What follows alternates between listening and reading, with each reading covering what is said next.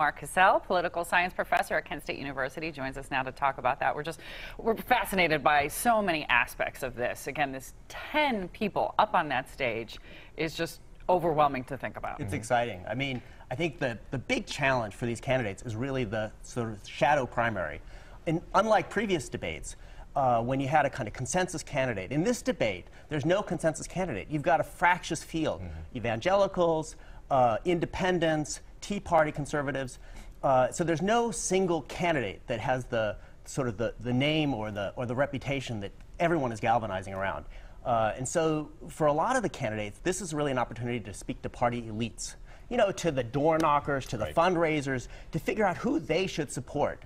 And that's sort of up in the air. That's what makes this exciting. It's not like Mitt Romney was, you know, in the last time. He was the guy pretty much the whole time. You know, during the last Republican primary season, you had over 20 debates. And it's still hard to believe that they had 20 debates. Too many. Too many, absolutely.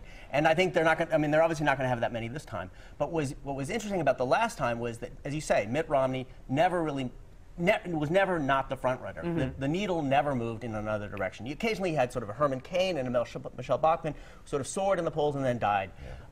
In this time, there's no consensus candidate, and that's exciting. We don't know who will the Republican elites sort of galvanize around.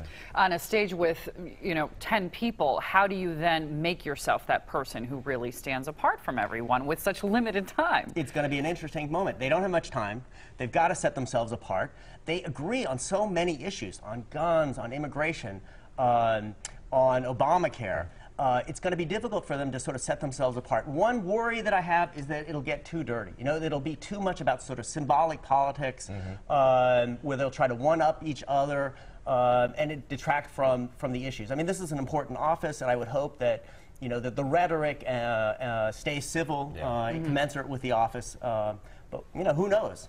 And then you have this lull between now and January when the Iowa caucuses are held. So these 5 months are going to be very crucial. And then, so if there is no clear candidate after tonight, what do you do in those next few months? You know, they're going to have to set themselves apart from each other. And that's going to be very, very difficult. They're going to have to take stances that might where they might disagree. So they might have to figure out, if they're not going to support Obamacare, every one of those candidates is going to come out against Obamacare. But they're going to have to figure out, well, what else do they want? If they don't want Obamacare, what would be the replacement? If they don't believe in global warming, if they don't support the president's initiatives to regulate industries to try to stop climate change in some way, what will they come up with? That will be a way that they have to distinguish themselves. But at the same time, it will leave them vulnerable to criticisms from sort of hardcore conservatives within their party. So that's going to be a difficult balance for all of them. One candidate who really has been clearly a standout, Donald Trump. What does that say about this mix? You know, in previous primaries, the consensus candidate is somebody who has shown themselves to be ideologically in line with the conservatives, who has demonstrated that in some way, either their voting record or whatever, and also is a plausible candidate in the general election. And frankly, Donald Trump doesn't make any of those. You know, you know, ideologically, nobody really knows. You know, he's taken positions on lots of different things in lots of conflicting ways. Yes. You know, he's given money to Hillary Clinton. And, you know, we don't know. And so for a lot of party elites who are trying to sort of figure out a conservative to support, Donald Trump is a tough nut. He's a difficult case to try to support because he doesn't have sort of the ideological pedigree. It's not clear that he's a viable candidate in the general election. So, and yet he's very, very popular. What do you think happens to him after this then? Popularity up or down?